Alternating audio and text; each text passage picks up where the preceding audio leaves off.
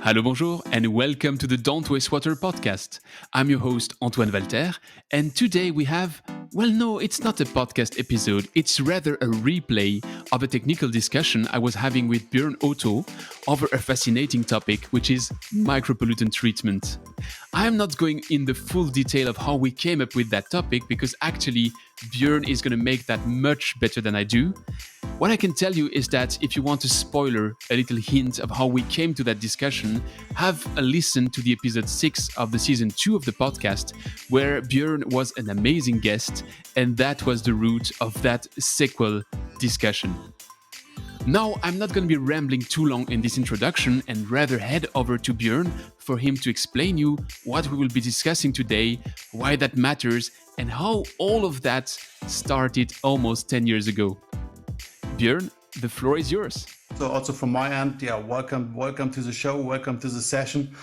It's funny for Antoine and myself. It's the first time that we do things like this. We are testing a little bit, and we like to test different and new things, and that's why we came up with this session today. And we're really excited to have you all on board here, and hopefully we will have some good edutainment, let's say. So it turns out that the panelists, which are all the Björn Otto on the stage, cannot vote. So we have 16 panelists minus you and me. That makes 14. So 14 in favor of Ozone, obviously. So that makes 20, and Ozone wins. Good. Really? It was cool to have you all on. Have a good day. Bye. Come on. No. So let me start that vote right now. We see that people tend to like the combination of both. I'm not doing much with that vote right now. We will have the same poll at the end, and let's see if our arguments might have influenced you a way or the other. And that being said, I'm going to leave the floor to you, Björn, so that you introduce us a bit. What was this fascinating project in Switzerland? Why are we here? Yeah, I mean, honestly saying, I mean, the reason why we're here is, first of all, I was guest of the incredible podcast of Antoine, which I highly recommend. So he's launching every week a water podcast. So for the people who never heard about this, just have a look, and it's incredible about new technologies, about water topics, and so on. And yeah, I had the chance to be guest on this topic, and at the end of every session, he's asking some kind of, he called it rapid fire questions, right? So they're always the same, and you could be a little bit prepared. And one of the questions, what was the best project you ever worked on? Or let's say, highlight a project. So, and there was one project which is always since many years in my mind, which was a project for wastewater treatment plant in Wetzikon, Switzerland, because I was implementing the first, or let's say more or less the first powder activated carbon into this. And he said, stop for the moment. You really did this? Because I was at the other end. And there was such a cool thing that we realized, hey, we were fighting against each other 10 years back from now. So, and we all know who won. It was, in the end, it was the powder activated carbon. But yeah, the reason, let's say, the reason why we have won was we had a very good local partner. We had a very good local partner in Switzerland. And he had the good contact to the municipality, so he brought us in. And the other thing which I would like to highlight is that this Wetzikon plant was totally near to Dübendorf. For all who don't know Dübendorf, which is the headquarter of Ozonia, right? And so it was really dominated a little bit the market. We can talk about this in a later stage. It is still today dominated a little bit by the ozone, especially in Switzerland by Ozonia. So, and then I came up, I had no clue, right? I was a young guy. I came up and I had to find a new topic for my company, and I was going to Wetzikon. Yeah, and I won this fight, and we installed at this time the first powder activated carbon into the municipality at Wetzikon. So I think it was one of the first installations. Meanwhile, it is full scaled up. Right, I think in 2018 they built the entire powder activated carbon plant in Wetzikon, and that was just the interesting and the highlighting factor. I think it's hard really, Antoine, to hear the story, right? But let's say another side topic here, or the side discussion is, I was so empowered after I won Wetzikon. Do you know what I did next? I went to Dübendorf, to the municipality Dübendorf. Let's say they were very friendly. They were very friendly, but absolutely not interested in powder activated carbon. And we all know that Ozone has implemented their systems there. But I tried at least to go to Dübendorf to win at least this fight. But that would be an interesting story to tell as well. But it's not the topic of today. But the fight for Dübendorf was also epic because there are basically two large ozone companies in the world, and the other large ozone company piloted in Dübendorf. So we didn't do the pilot in Dübendorf. It was our competitor. So it's in our hometown. So it was even more difficult than, I mean, Wetzikon is 20 kilometers. You can accept it. The Araneugut in Dübendorf is 500 meters. That you cannot accept it. But okay, that's enough for a topic. But I tried, and I remember the discussion I had. I had no chance. I had no chance to implement activated carbon there. So, but he was very friendly to me. Let's reframe a bit the debate of today. We are talking of micropollutants, and why are we talking of micropollutants? If you look a bit at the history over the past 2 decades, let's say, something has popped up. It's this full micropollutant topic for a simple reason, is that at some point the analytical means became better, and it was suddenly possible to detect contaminations and pollutions which were in really low levels, which was not possible before. And what we had seen as humans everywhere in the world is that some things were happening outside in the water. You had fishes which were changing their gender from male to female. Over the past 2 centuries, the age of the first period of the girls went down from 17 to 12. So 5 years earlier on average in 2 centuries. And of course, water is not the only common factor with all of that, but it contributes to it. And when you investigate a bit, you see that in the water we have everywhere, outside in the river, in the water we drink, there are things inside, things that can be harmless. For instance, if you go to any river nowadays in Europe, you would find some paracetamol, some caffeine. Okay, maybe you need less Red Bull because you can drink water and it's already an energy drink. But then you have also some other things which you probably don't want to have inside your water cycle. One way to cut out those micropollutants is to say you have the pesticides, you have the pharmaceuticals, the chemicals, you have the cosmetics and the heavy metals. The reason why I try to highlight that is that usually when you say endocrine disruptors, everybody is looking at the woman and say, hey, that's your contraception pill. And no, that's not the case. That's not even the first endocrine disruptors. They are really everywhere. And when the concern was raised, the first thing that everybody tried to do is to reduce the amount of micropollutants which are discharged to the environment. And the best way to do that is to reduce how much we introduce into water. And if you've taken a shower recently, or you might have noticed something, is that before the ingredient list behind those shampoos was like 30 lines. And because consumers tried to push to say, hey, do we really need all of that stuff in a shampoo? Now it's much shorter. So that improved. The second thing is, we already have, let's say, 95% of the wastewater in Western Europe is treated. So how much is already treated by the wastewater treatment plant itself? How much does it already eliminate in terms of micropollutants? And it's pretty good. I mean, the wastewater treatment plant is eliminating 40 to 60% of those micropollutants. Most of it goes in the sludge, which is then going somewhere, hopefully somewhere safe. But still, it's pretty good. But the problem is, what's going through the wastewater treatment plant is basically stuff which will not be treated by any other means outside in the river. So it's not biodegradable, it's just persisting components. And that is the reason why you need to go for advanced treatments. Or if you want to eliminate them, you need to go for advanced treatments.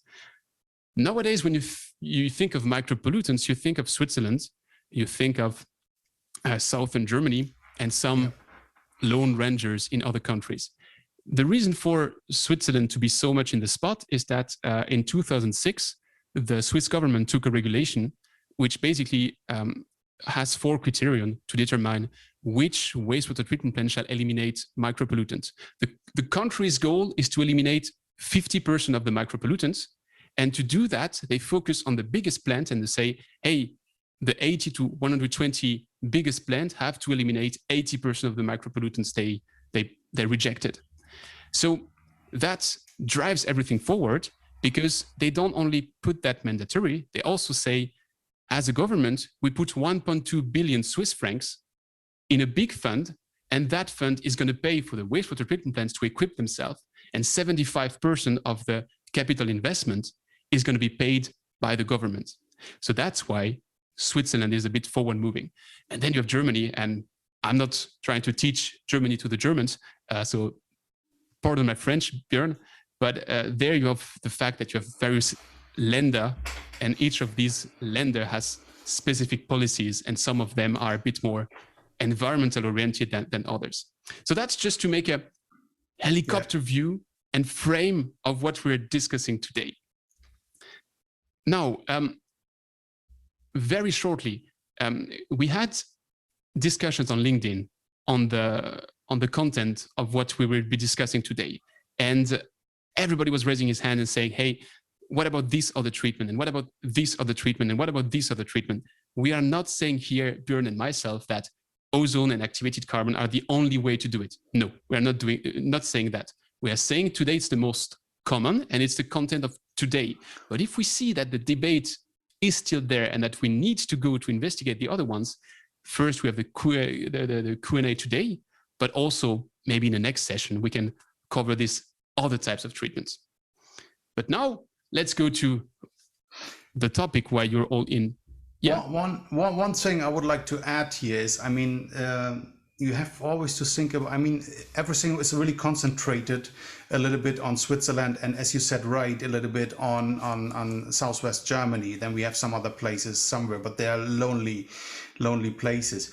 But I mean, you're right. I mean, Switzerland is not part of the EU. They can do their own thing. This is especially one thing. We also talked about that is a kind of rich and wealthy country who can afford that, who can invest that, and that we have, especially in southwest Germany, we have a kind of green politicians on power. So maybe they also doing this. But the other thing is, and we shouldn't underestimate that, it is also the ratio, or let's say other way around. Every municipality is discharging to a river. So, and if the ratio between the wastewater which goes into the river and the ratio which goes out to create drinking water, if this ratio is too high, then it becomes a kind of sensitive environment or sensitive river where you have to think about some kind of treatment. Think about the Bodensee or all the other lakes you have in Switzerland. They all used for producing of drinking water. And that's why they are very sensitive, because you have also the municipalities who are going into the rivers which go into the lake. So that's why also this is one aspect why Switzerland, and especially the area of Baden-Württemberg in Germany, is taking so much care about the rivers. Yeah. I just wanted to add that. It's a good add-on. Thanks for that. I think a good way to kick off our discussion about activated carbon versus ozone is probably for you, Björn, to answer the question from Mark, which he raised in the Q&A, because that's what it's about. There's the context, of course, but what's the technical point? Why would you choose activated carbon over ozone? Are you asking? Okay, we are starting the fight. Yeah, okay, of course. The ring is okay. I mean, first of all, I mean, look at all the reports. Let's say capex wise, so the invest cost into powder carbon is less than for ozone. So take this as starter. Was that the reason in Wetzikon? So just to close that. I'm not sure what the reason. Well, the reason Wetzikon was really that we had the personal relationship to this plant, and he was looking for something different, and so this came up. I mean, still today, people are buying from people, right, and not from companies. So if I would be alone, right, I'm pretty sure my chances would be less. But due to the fact that I had the contact in Switzerland, right, and he was very close to the municipality, we could go together. And also we were thinking about the entire package. So the dosing system manufacturer from Germany, we also brought in and said, hey, here's a project, come in, let's talk together with the client. So it was not just me and about the activated carbon. We brought the entire package, whatever he needs, right, to implement that. We showed him, right, more or less, and so he was satisfied. He was happy that he could everything, and we really had a look on all aspects, and not only, hey, here's a bag of powder carbon, put it into your biological and it will work. No, we really had the personal relationship, and we had a look over the entire system, and that was, I think, the major key to come into this game. So let me come back now to your argument. You say CapEx, that powder activated carbon is cheaper on CapEx. Actually, I would debate that. To me, it's the opposite. And actually, I'm drawing there. There was a study done on by BG Ingenieur and by the federal government in Switzerland, which they made on a couple of plants which are now active. And actually, ozone is cheaper. Are you talking about investor, or are you talking about OPEX? I'm talking about both, but let's start with investment. The reason why it was misevaluated at the beginning is a question of dose. When the topic of micropollutants first came along, everybody thought, we have to massively drop ozone into that water so that we can reduce the amount of micropollutants inside. And if you look at the first designs that were made, the first plants, we were talking of 1.5 to 2 grams of ozone per gram of COD.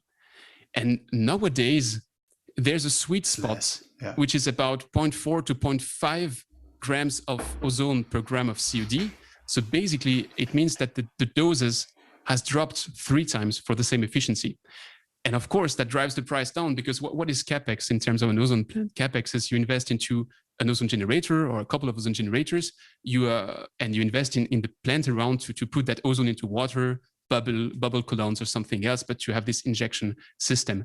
And of course, if you have to dose 3 times less, you also have to have 3 times smaller generators. So I would already debate this aspect of the CapEx on the activated carbon. But that raises a question for me to you.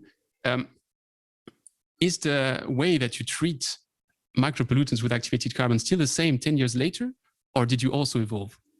I think if I remember right, I mean, this is the dosing, right? We're talking about dosing. So that means in the beginning, they dosed also, I think they started with 15 to 20 gram, and we are meanwhile to 8 and even less gram per liter activated carbon. So this was also the same evolution, right? That they reduced down the cost. But then again, we are not on CapEx, we're on the OPEX side, right? We're on the OPEX side. In the beginning, just every study I read was saying, hey, the invest cost for a powder activated carbon, it is cheaper than ozone. We are not talking about, double or whatever. It is cheaper. So if you ask me what would be my first argument, I would say this, definitely. I think there's a scale question here as well, because, and I think that kind of goes together with the question that Lyle was asking in the chat. There is an optimum flow rate. If you are on a very, very small plant, then probably I can subscribe to what you just said, Björn. When I say very, very small, it's really like some 100 people population equivalent, then maybe activated carbon is cheaper. But there is a scale effect with ozone. An ozone generator that produces twice more ozone isn't twice bigger and isn't twice more expensive. It's rather twice bigger is 20% more expensive. So on a very large plant, ozone is really a no-brainer, because compared to activated carbon, which is basically a direct relationship between the flow and how much you dose, I mean, it becomes a no-brainer. Yeah, but let me raise the question: why is one of the biggest plant which is under construction at the moment, which is Stuttgart with 1.2 million equivalent? Why are they investing into powder carbon? Okay, so if it's not cost, what is it? Tell us. Well, it is also cost. It is also cost. Well, okay. Let's take this. Let's take the cost OPEX next to the side. But let's say one thing is, if you use powder carbon, and especially if you go with the oil process, you can go upstream with your used powder carbon. That means you have a special tank after the biological treatment where you dose the powder carbon.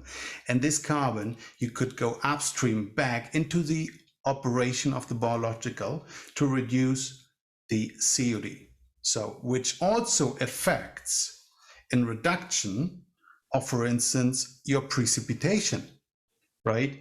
Because you need less iron. So is that an argument you would count? It's not bad. I was checking on what people think of it in the chat, and actually I have to give here a bit more elements. When you consider the cost, it depends if you take into the cost of ozone the filter that goes after the ozone. And the reason why these Swiss studies show that ozone is cheaper is because in most of Switzerland, in all the German-speaking Switzerland and in most of the other part of Switzerland, there is already a sand filter or an MBBR at the outlet of the plant. So basically, you don't need to build an additional polishing step. So that's why you can put ozone as the second last treatment in the treatment chain. So after the clarifiers, but before the sand filters or the MBBR. And that way you don't have to take into the cost of ozone this additional step. So there, okay. But let's say at the moment you have your very bloomy eyeglasses on, because you are saying that in Switzerland, all the municipalities are somehow equipped with an MBBR or sand filtration, which is somehow right. But let's say if we have a global aspect, let's say if we are, let's say, looking more not only in Switzerland, you have to consider maybe there's nothing. And the backdraw or the drawback of the ozone is that you need a kind of biological polishing. You need a kind of biological polishing after your ozone. So, and you know that. And let's say, yes, you need something for the powder carbon as well. We haven't talked so far about granular carbon, but let's say you need something for the powder carbon as well, but there you need a simple filtration, right, to get rid of. So even a cloth filter or let's say kind of textile filter would be enough, but you need a biological filter to, and I don't want to say that, but you have the toxic products you are producing during your, you know, I was expecting down back. So it's interesting that you raise it, because I was going to raise it myself anyways. We have also that question in the chat, so let me take it. Ozone. Let's compare the two processes. You have micropollutants in the water. Activated carbon takes those micropollutants, fixes it, and then it's on the activated carbon. And I'm going to raise that to you in a second to say, hey, once it's there, you throw it out. Did you really solve the problem, or did you move the problem? But okay, let's wait a second for that one. When you take ozone, what does it do? It takes the same compound and it oxidizes it. So it cuts it into pieces. And those pieces are a concern, might be a concern, because of these byproducts, which might be toxic. And from the very beginning, which might be toxic, from the very beginning, there were studies which were done on that. And the studies were investigating water before and after and measuring the toxicity. And they did the study on truths. They did the story on small microorganisms, on many things. And what it showed is that there was never an increase in toxicity after ozone. So really, water, I mean, wastewater is not something you would bath in. It is not so wonderfully clean that you would say it's not toxic at all. So we're not talking of a non-toxic water. We are just saying that before and after ozone, there is no change in toxicity. And that was proven by several studies. And you might, and that's a good counter-argument, which I'm giving to you, hey, it's on me. It's also because we don't really have the scale to measure that toxicity. If you measure the toxicity on truth, it's not going to be toxic in two days or in two months. It's going to be toxic possibly in 20 years. But that's why we say, even though it's not toxic, it doesn't increase the toxicity. We usually recommend to have this additional biofilter at the output, which might be also a simple sand filter with some biological activity. So up to my counter-argument, you move it away with activated carbon. You take it and you move it. You don't solve the problem. You just move it.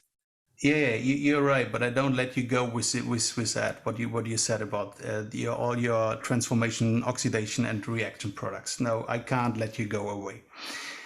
You know, if I would run a municipality, especially in Switzerland, let's say that's my argument, it would scare me that I need an approval that I can use ozone for this river. You're right in saying, let's say, all the products maybe you are creating are not as much, especially if it is only about municipalities where you have no industry. But what about the industry? What let's say, what happened if the industry is changing the batch process or the product or whatever, which goes to the municipalities, and there you have your ozone. Is the approval I have as the end user, as the operator of the municipality, is it still valid? Can I still use? What about the bromate?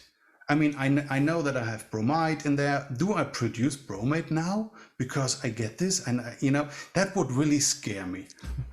So two different things here. The first is, you mentioned Dübendorf in the introduction.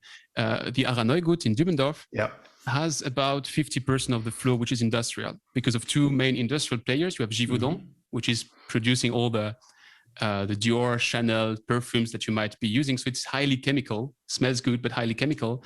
And Barry Callebaut, which is producing chocolate. Of course, you're in Switzerland. So different batches, but it's half of it is industrial. And there they did all this toxicity study. And that's the point where they said there's nothing different between inlet and outlet. And in Dübendorf, you also have the EAWAG, which is the technical body in Switzerland, and they were the one conducting the study. Don't think it was made by Ozonia or whoever.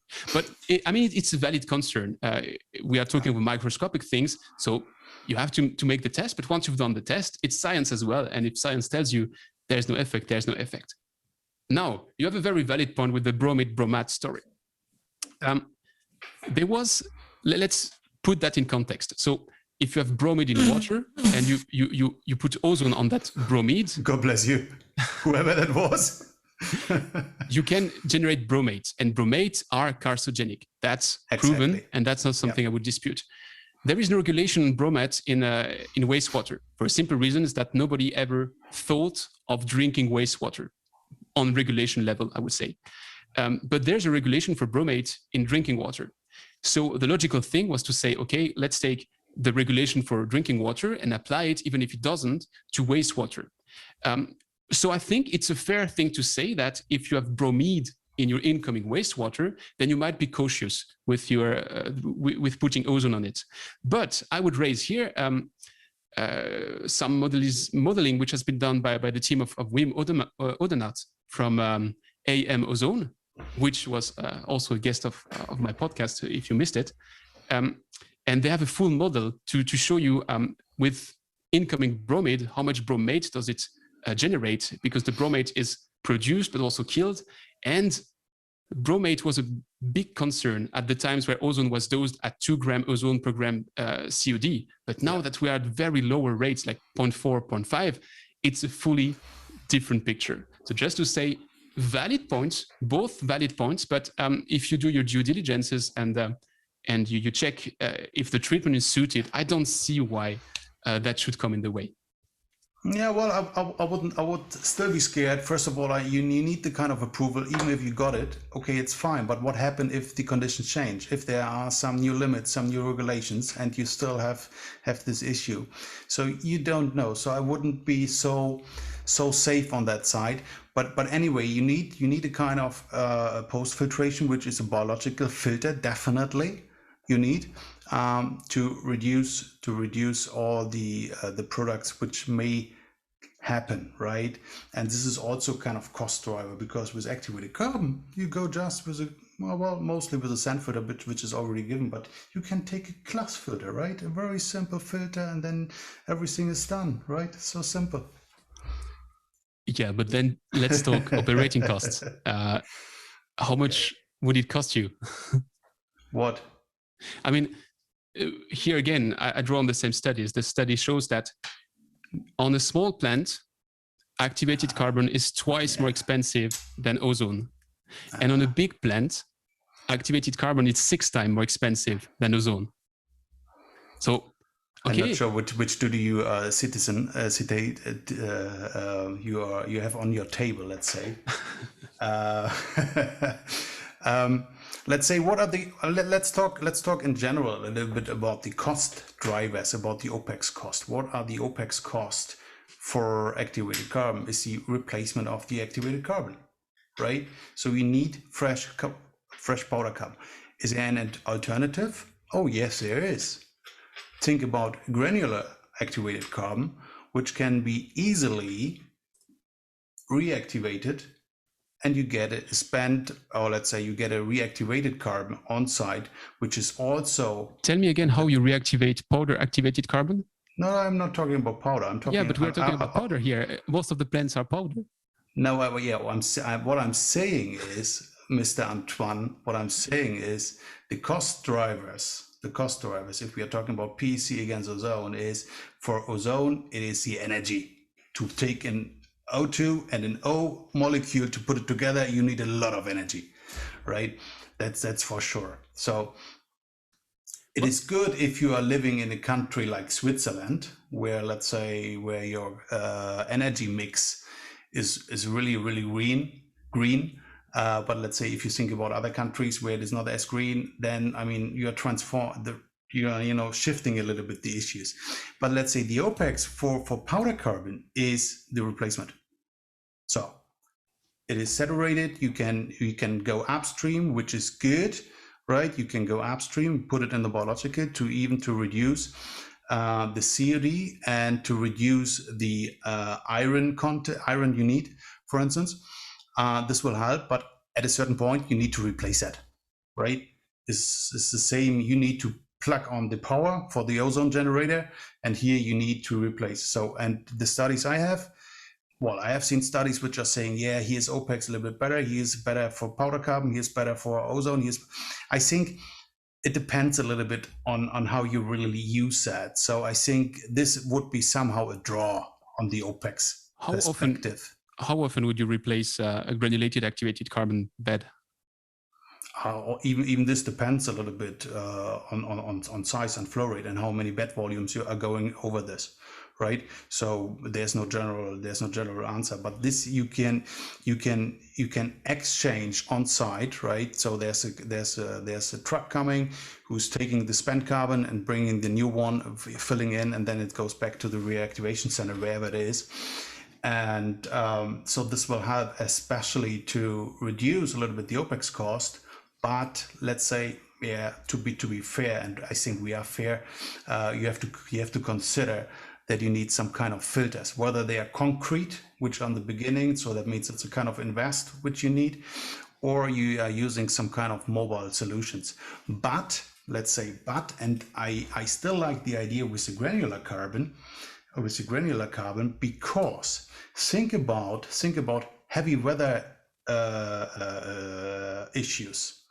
We all know what happens if the rain is too much for a certain period of time. It bypasses somehow the municipality, or it goes through, and it is the biological, even the micropollutant treatment step is somehow overwhelmed. There you could have a very fixed solution, with granular carbon, with mobile filters, which help to treat the water to save the environment, especially to save the river, right? So this is an easy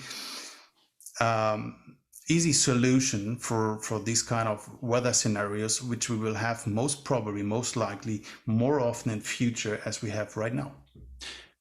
Let me take various elements from what you just said. Let's take the first one. You mentioned energy. I have here some numbers. When it comes to ozone in energy costs you on site about 0.07 kilowatt hour per cubic meter that you're treating. And it's true that activated carbon is lower there because it's 0.02, so about 3 to 4 times lower. But if you take the full cycle, carbon isn't activated by itself. So you have energy involved in the activation of carbon and the fact of bringing, and if you take everything together, ozone has a range between 0.22 and 0.33 kilowatt hour per cubic meter. And activated carbon has a range between 0.32 and 0.45. So it was very nice from you to say it's a draw, but it's not a draw. But okay, let's assume. But let's say if I am the end user, if I'm operating a municipality, I don't care what they already paid to produce the carbon, because I don't pay that, right? I pay what in the end I have to invest in my plant, and what is the OPEX. This is what I don't care whether they sourced somewhere in the US or somewhere in China and they activate it this way or that way. Right, I don't care, because the end user doesn't pay for it directly. So let me take also some questions on the fly. Yeah, Apostolos, yeah, absolutely. It's a Daphnia, the toxicity test I was mentioning. There were others which were tested and developed. The session is going to be far too short to enter in all the details. But if you look at the Armistic and Ekibiotep research program, they made a full part just to define which toxicity test would be the most relevant. And again, they found out that ozone is negative in terms of toxicity. But okay, I'm not coming back to that one. Well, but why do you need the protocol? Why do you need the approval? Oh, because it's science, you know.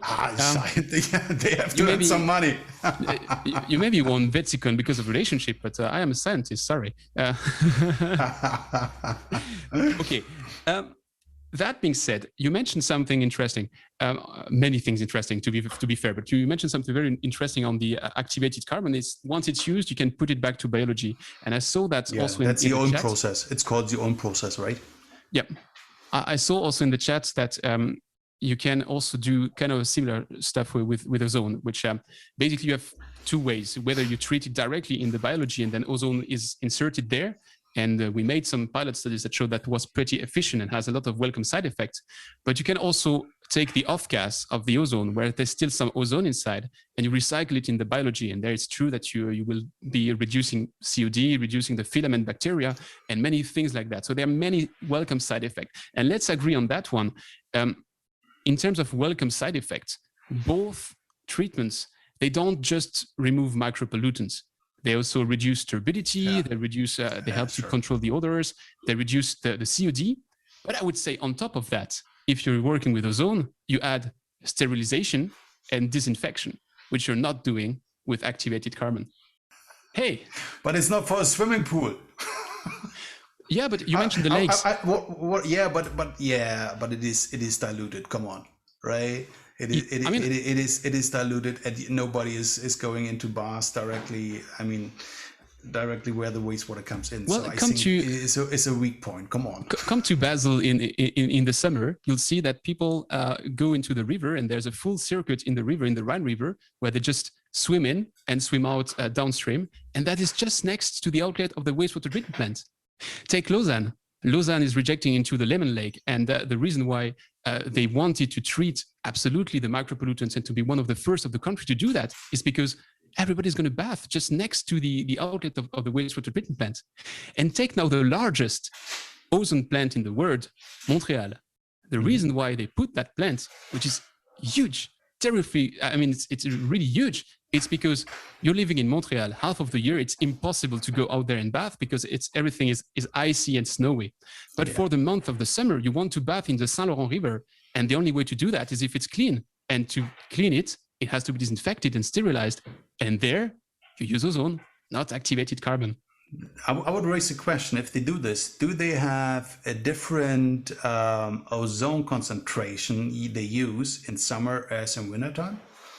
Well, basically, they don't treat it in winter. They treat it only in summer. Yeah. So what is the concentration they really use in that time? I don't think then we are talking about 1.3 or something like this. So I think it will be way more higher. It's 0.8, 0.9, but it's still not stupidly high, if you ask me. Yeah. Yeah.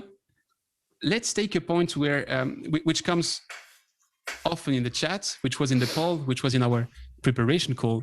Why not the combination of ozone and activated carbon? So I'm going to give you first a stupid answer, and then we can go to the bit more clever answers. The stupid answer, actually, I'm not the stupid here, and I'm not stupid is a bit an overstatement, but look at the law in Switzerland. The law tells you if you are picking whether activated carbon or ozone, then the government pays 75% of the investment cost. And then Lausanne came and say, hey, we want to do a combination. And the government said, hey, fine, do it. But if you do it, you choose whether activated carbon or ozone. We pay for that 75%, and the other is on you. So they went back and said, hey, wait. No, we want the full thing to be paid. And actually, that's the problem today is as soon as you have a combination, it gets a bit more difficult to have it paid by the government. So that's... But that's a Swiss problem. Is it a Swiss problem, more or less? It is a Swiss problem. But if you look at Switzerland right now, there are 12 plants which treat micropollutants, 5 with ozone, 5 with powder activated carbon, 1 with granulated activated carbon, and 1 which is a combination. And if you look at the ones in the coming, there's in the next 2 years will be commissioned about 10 more ozone, 10 more activated carbon, and 5 more of a combination. So combination is a thing. Let's not put it under the carpet. But of course, if you combine the two processes, it's going to be better. But it's also going to be much more expensive. So Definitely. The full question, it's a cost-benefit question. And personally, but now that's my personal opinion, I'm not convinced that it's worth it to go up to a 99% elimination when you can be at 95 and live happily with half the cost. My question would be a little bit, what comes really next? I mean, I'm with you. Yeah, the combination is a good thing. The question is, who we're gonna pay for that? And we should go one step further. Because we are coming now to the point. What's next? What is the outro a little bit? What is about the multi-resistance pathogens, which every municipality has to think about, is struggling with? What if the analytics goes even more further to I don't know, to a level of nano or pico or whatever they will find in our wastewater? So the question, I mean, isn't the question, if we are thinking about combination, shouldn't we think one step further and saying, oh, this may happen, right? They may find this, and that's why we are taking now technology, right? A combination of whatever, whether it's carbon with ozone or UV or membrane or whatever. But to make sure that we don't have the same situation, the same discussion in 15 years from now, wouldn't that be more smarter? But again, it comes always to one point: who's gonna pay for that? And due to the fact that Germany is part of the EU, we have to follow a little bit the legislative, right? We have to follow the rules. We have to follow the limitations. I think even here, Switzerland could be a forerunner. For a topic like this, if they are saying, because they are very sensitive water with all the lakes, couldn't they be a forerunner to say, hey, we are going one step further. We are thinking beyond where we are at the moment with all the micropollutants. Yeah, we have activated carbon, and as well we have ozone. Both are established. There are a couple of other technology which might be better, maybe better in combination. But why not bringing them now to stage and thinking about, okay, what's coming really next? I would say there are two things here. The first, I'm fully with you. we have to think what comes next. But the thing is also, where do you set the bar? Because micropollutants were named after micropollutants because they were detected at micro levels, and that we found out that 0 plus 0 plus 0 maybe 7 at the end. So the cocktail effect and all that stuff. And of course, if now you can detect nanopollutants, then you go to nanopollutants, and what's next? What about microplastics? I mean, Exactly. Christoph raised the right point, right? Because he's coming in because I said membrane. He's always awake if I say membrane, right? Sorry, Christoph, just joking. No, but it's a fair point, right? What about the solution? What about microplastic? What about nano? What comes really next? Do we need another step? Do we think about something totally different we haven't thought about right now? Talking of something fully different, the point Rabbit is mentioning in the chat, if you look at all the studies, they have all investigated reverse osmosis. And by far, by a land mile, that's the best one. It's removing everything. So basically, it's removing also micropollutants. Absolutely. But then it's a question of cost. I mean, putting a full wastewater stream through a reverse osmosis is incredibly expensive. And that kind of puts this ratio. It's a universal question. We're not going to answer to that tonight. But where do you put the thresholds between costs and benefits? Exactly. If you go to doing groundwater recharge, then having this double approach is very positive, of course, to have ozone and activated carbon. It might be ozone and activated carbon, it might be, there were combination tested like ozone and MBBR, or activated carbon in the biology and then ozone at the outlet. I mean, imagination is the limit, basically. It's water treatment, it's wastewater treatment. Each different water has a different best suit solution. But we have to be realistic as well. And when you look at the difficulty, you have to put a new plant out there where you don't have a regulation. And I can tell you that I was working with the city of Linköping in Sweden to implement their removal of micropollutants. And in Sweden, yet there's no regulation on micropollutants. And to them, it was a huge debate because they wanted to put Linköping on the map. If you think of Sweden, you think of Stockholm and Göteborg. And for them, it was a political decision to say, hey, we want to say we have the cleanest water. And that's why they went for treating micropollutants. But it's expensive if it's just for image, if it's a branding move. So that's an open thing. I see also the UV H2O2 coming very regularly. Yeah, of course, UV H2O2 has been the go-to, I think, in the US when it comes to treating 1,4-dioxane, which is another micropollutant. I mean, we say micropollutants could be also endocrine disruptors, could be PFAS, could be, I mean, all of those are basically micropollutants when you think of it. I think the most interesting, where I would like to catch your brain, Björn, is these microplastics. Let's spend a bit more time on the microplastics.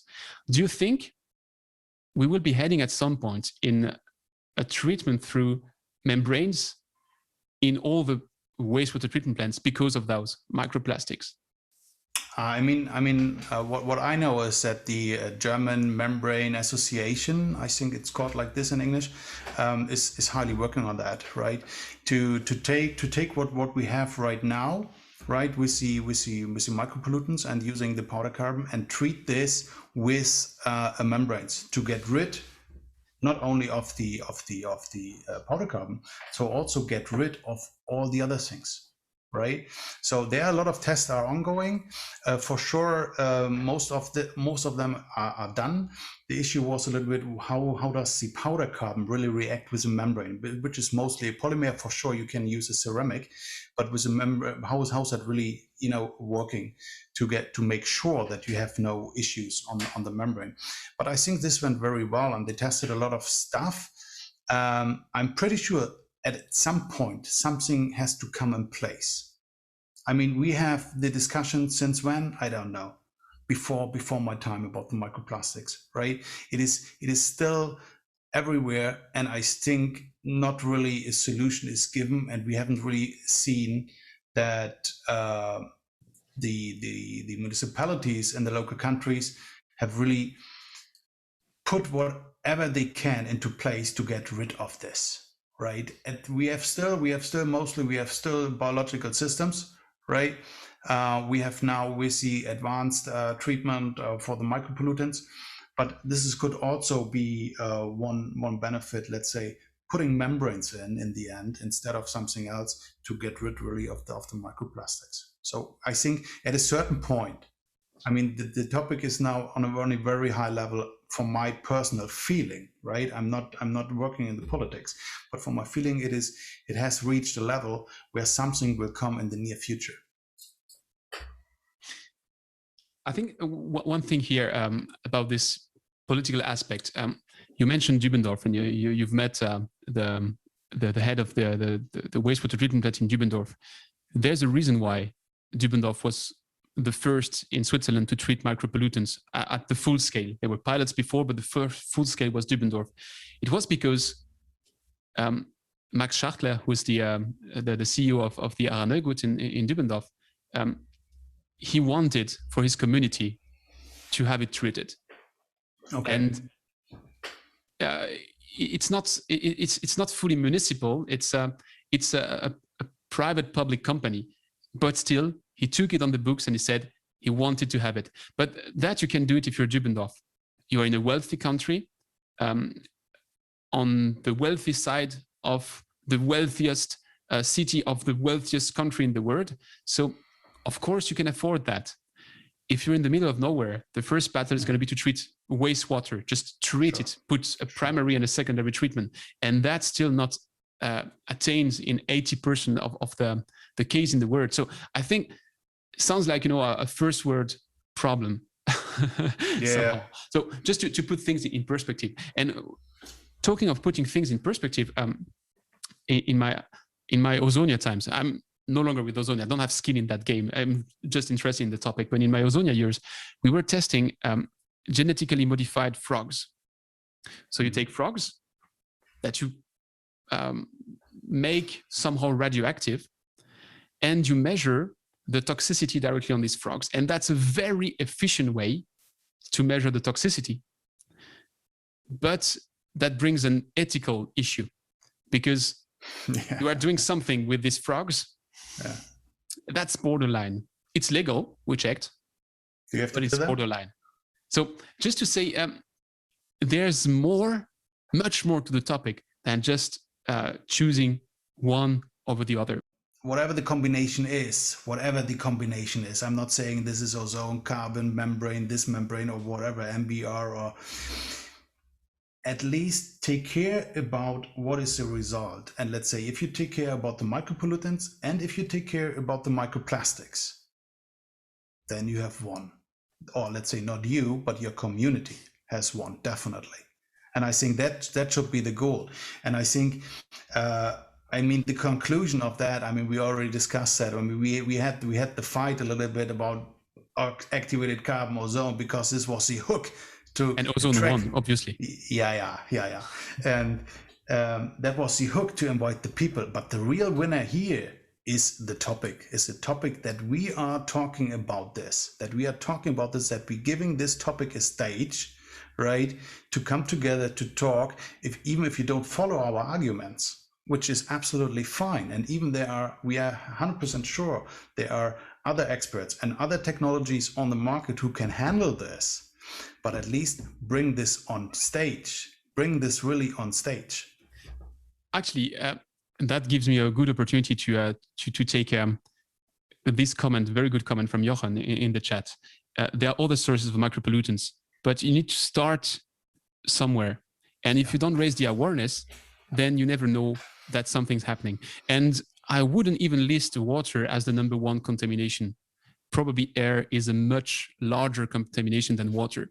But to my knowledge, it's a bit more difficult to have air treatment plants than it is to have wastewater treatment plants. And actually, that is also a debate. If you look at Switzerland, Germany, the decision was made to treat wastewater.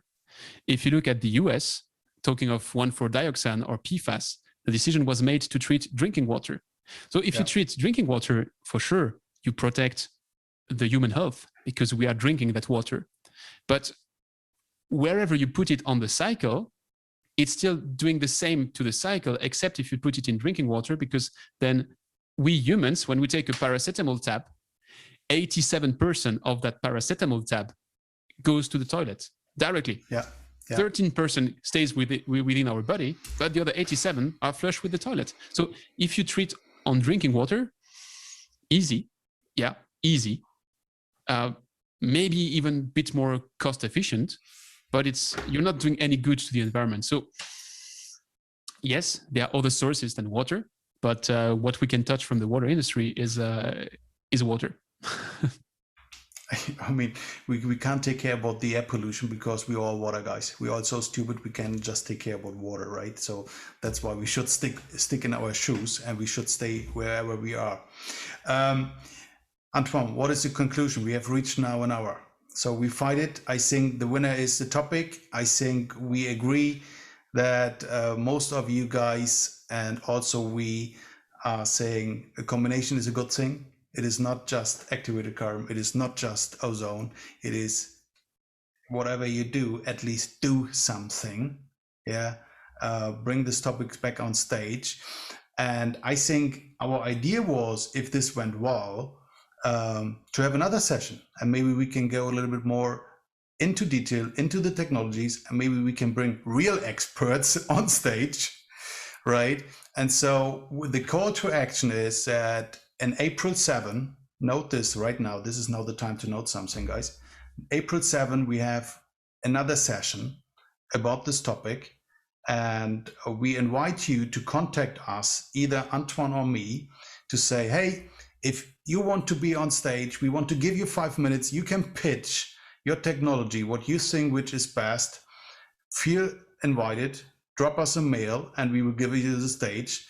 And just 5 minutes, whatever. Maybe the format is not 100% clear right now, but I think there will be a follow-up conversation. This will not end here.